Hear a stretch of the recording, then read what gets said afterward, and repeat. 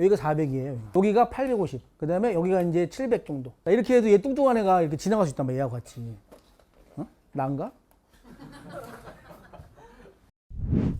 식당으로 돈을 버는 방법 생각보다 어렵지 않습니다. 맛있는 음식을 팔면 돼요. 대량으로 팔아야 되는 거예요. 대량으로. 그런데 일정한 스펙으로 팔아야 돼. 대량으로 팔지만 일정한 스펙으로 팔아야 돼요. 그러려면 정확한 레시피와 조리 프로세스가 정확해야 됩니다. 그러지 않으면 대량으로 팔 수가 없어요. 그러려면 또 그냥 일 잘하는 이모 한 분 두시고 그 이모가 계속 똑같이 생산할 수 있게 만드는 그런 시스템은 지금은 안 된다는 겁니다. 안에 저한테 컨설팅을 받았던 아구찜, 대박집 아구찜이 있어요. 그 집 주방을 딱 들어가서 봤는데 정말 일을 잘하시는 63세 정도 되는 아주머니 계세요. 그 아구찜을 돌리는 거 기술이 있는 거야. 그러니까 사장이 그 아줌마한테 말 한마디도 못해요. 그 아줌마 그만두면 문 닫는 거야. 근데 그래서 시스템을 바꿔줘야 된다 얘기를 했는데 결국엔 시스템을 바꾸려면 매장 문을 2주 이상 닫아야 되고 돈을 많이 들어야 되니까 그걸 포기하고 그냥 그 아줌마를 데리고 쓰는 거예요. 지금도.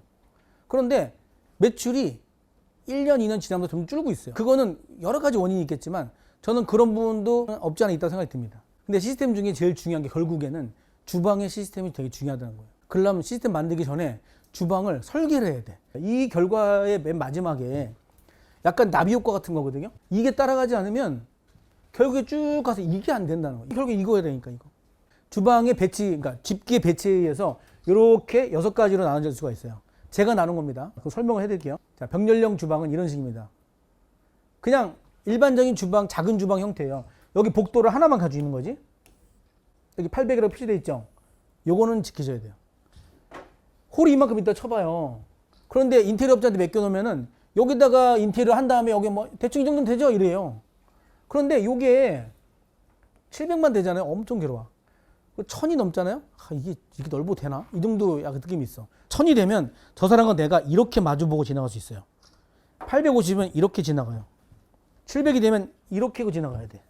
그 차이가 있어. 이게 집기가 일렬로 이렇게 배치되는 형태를 병렬 주방이라고 합니다. 일직선형. 자, 이게 뭐가 차이가 있냐? 김밥집 같은 경우에 이렇게 짜야 돼요. 좁아서. 여기다 300짜리 이렇게 놓으면 뭐라도 놓으면 엄청 수월해져요. 이게 저희 초밥집 앞주방이 집기가 있고 뒤쪽에 300, 450짜리 다이가 있는데 이렇게 짤 때는 여기 아무것도 없으면 되게 불편해요.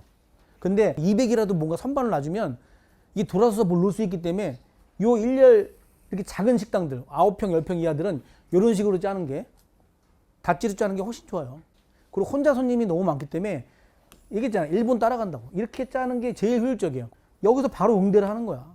바로 응대를. 그러면 인건비가 주는 거예요, 그냥. 우리 주방이에요. 우리 주방인데 여기가 400이에요. 여기가 400이에요. 여기가 850. 그 다음에 여기가 이제 700 정도. 자, 이렇게 해도 얘 뚱뚱한 애가 이렇게 지나갈 수 있단 말이야, 얘하고 같이. 어? 난가? 자, 이거 일본인데, 일본 가면 주방만 찍거든요, 저는요. 근데 어떻게 되냐면 이렇게 주방이 이렇게 생겼어요. 여긴 더 좁고, 여긴 넓지. 일본은 상상도 못하는 주방 사이즈로 장사를 해. 그 사람들 뼈 갈아서 하는 게 그냥 썩인 것 같아, 그냥 뼈 갈아서 하는 게. 그래도 우리나라보다 효율적으로 잘 짜요. 에어컨. 더우니까. 이 사람들 닷지로 먹잖아. 아까 말씀드렸는데, 닷지가 벽을 바라보는 닷지와 주방을 바라보는 닷지는 완전히 달라요. 벽을 바라보는 닷지는 빨리 먹고 나가고, 주방을 바라보는 닷지는 손님과 소통하는 느낌이 있어요. 저 음식 내 거야. 보면서 이렇게. 그러면 이렇게 음식이 더 맛있게 기대를 한단 말이지. 닷지는 주방을 바라보는 닷지로 만드는 게 좋아요. 일본은 이거를 병행하긴 하지만 아주 저가 음식들만 그렇게 해요. 자, 이게 아일랜드형 주방입니다. 보통 약간 매장이 크다. 이 정도 매장 되면 아일랜드 주방으로 만드는 게 좋아요. 병렬형 주방과 이거의 차이점 말씀드리면 병렬형 주방은 인원이 그만큼 적게 필요합니다. 이거는 인원이 하나 더 있어야 돼요. 왜냐면 여기에 사람이 배치가 되고 여기에 사람이 배치가 되고 여기에 사람이 배치가 돼야 돼요. 그리고 장사 안 되면 그냥 내가 왔다 갔다 해야 되지. 이런 식으로 라인이 만들어지잖아요. 그러면 이제 사람이 이렇게 배치가 될 수밖에 없지. 왜 이렇게 하냐? 이건 매출을 작게 찍을 생각하면 이렇게 한번 짜면 안 돼요. 내 매장이 매출을 예상하고 하는 거야. 내가 매장을 4억 들여서 했어. 4억 들여서 매장을 만들었으면 한 달에 얼마 벌어야 돼? 이 생각이 이게 나와요. 월세가 만약에 뭐 500만 원이다. 이건 손익분기 얼추 5천이에요. 5천이 나와야 돼. 5천 나오려면 병렬형 주방으로는 안 돼요. 그건 일하기가 어려워. 이렇게 아일랜드형을 짤 수밖에 없는 거예요. 그럼 주방을 넓혀야겠지. 그래서 매출 대비의 주방을 짜야 돼요. 자, L자형 주방입니다. 이게 L자형 주방 제가 만들어준 주방인데 주방이 이렇게 생겼어요. 여기는. 이거를 새로 하려고 그랬더니 자기는 이렇게 해달래 그냥. 그래서 짜줬어요. 근데 이게 L자 모양이잖아. 그럼 이 주방은 어떤 구조로 가야 되느냐? 퇴직과 배직을 무조건 구분해 줘야겠죠. 이게 나중에 바뀌었는데 얘가 일로 갔거든요. 얘가 일로 갔는데 여기서 퇴직 이루어지고 여기서 배직 이루어지게 만들었어요. 이따가 말씀드리겠지만 주방을 짜는데 첫 번째는요. 퇴직과 배직을 구분하는 겁니다.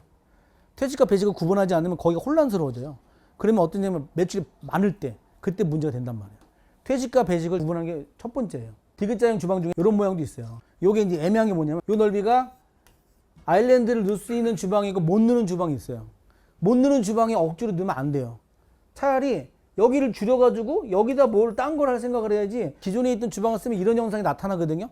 애매한 현상이 나타나는데 요거 같은 경우에는 디귿자 주방이라도 아일랜드가 복합된 주방이죠. 이게 어디에 쓰는 거냐면은 이게 패스트푸드나 휴게소에서 많이 써요, 이거를. 왜냐면 음식을 던져 이게 주기가 너무 편하거든. 여기 배식대야 다 이게. 이것도 보통 그렇게 많이 해요. 근데 이 공간이 상당히 중요해요. 이게 1150이 넘어가면 뒤돌아서 한 발 더 가야 돼. 이렇게 두 번 가야 돼. 그렇게 되지 않는 게 중요해요. 왜냐면은 한 발 더 가는 거 생각보다 피곤해요. 그리고 이렇게 해서 이렇게 던져주는 방식이 있는데 이게 잘 안 돼, 이게 넓어지면. 그래서 이 폭은 이따 얘기하겠지만 아일랜드 주방이 이 폭이요.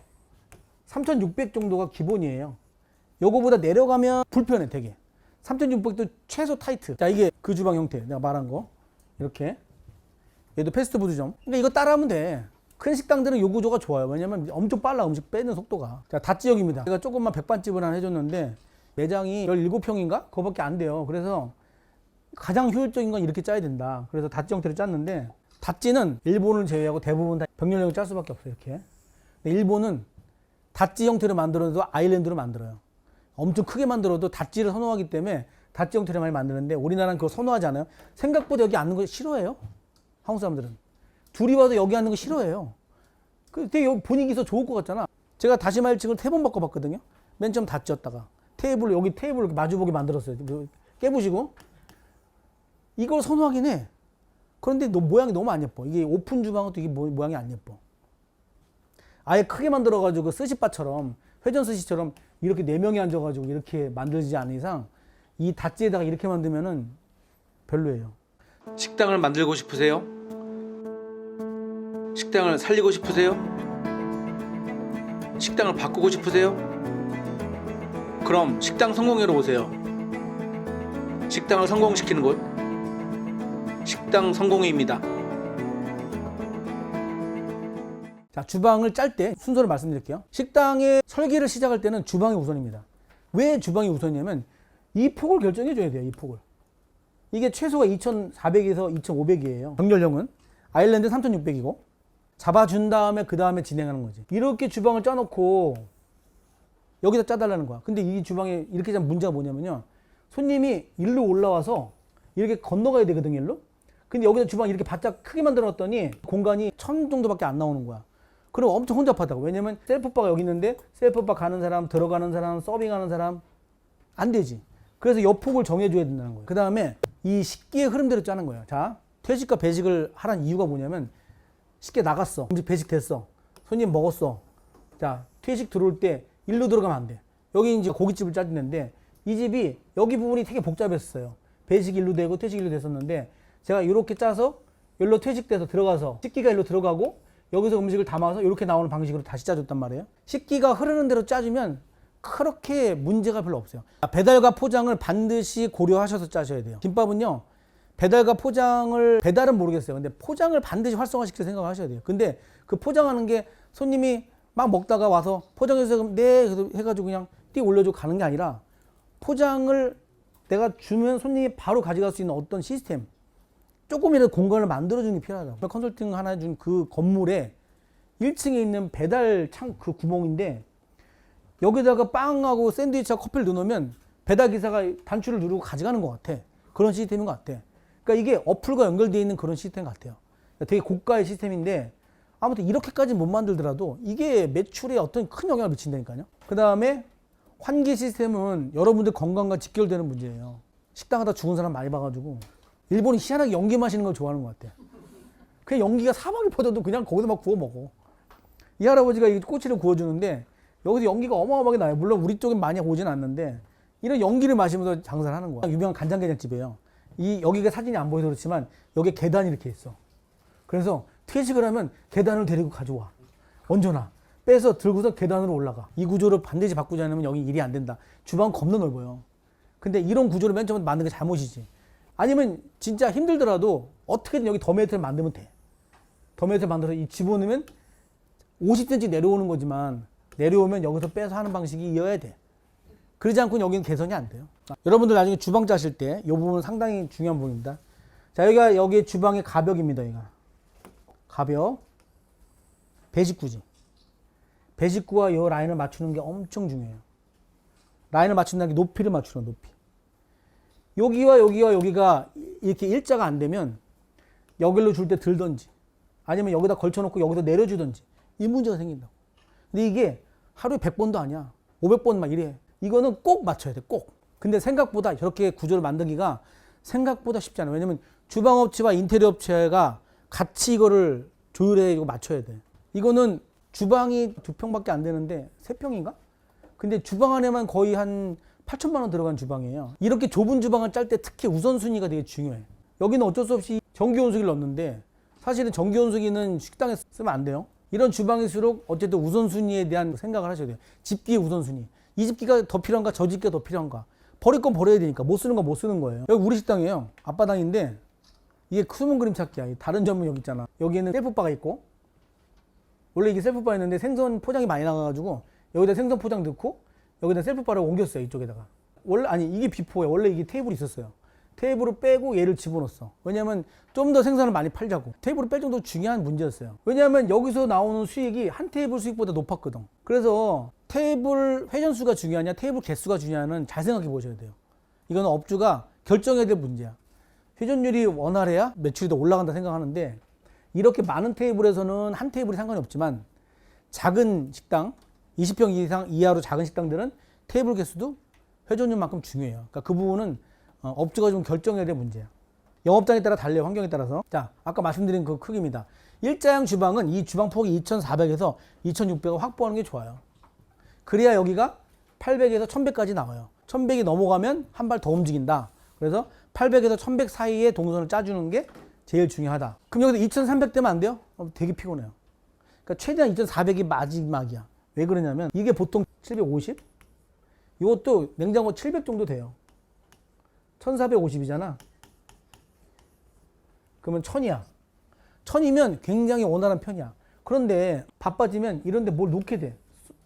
뭐 쓰레기통도 놓게 되고. 그러면 여기는 지나가지는 않지만 이렇게 피해갈 구멍이 있는데 이게 850 이하로 떨어지면 뭘 놓으면 엄청 피곤해져. 그래서 2600까지는 약간 좀 오바고 2400은 꼭 지켜라요. 자, 여기 3600입니다. 700, 750, 그 다음에 750, 750, 750 이렇게 보거든요.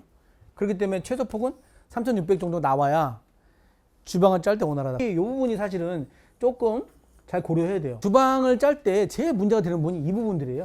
여기, 그 다음에 여기, 여기. 왜냐하면 마음 같아서는 집기 여기까지 넣고 싶어 이렇게. 여기 쓸 수가 없어. 여기도 못 써요. 그러면 제일 먼저 어떻게 짜느냐? 저는 제일 먼저 식기세척기보다 어디다 처박아놔. 제일 쓰기 불편한 데다가.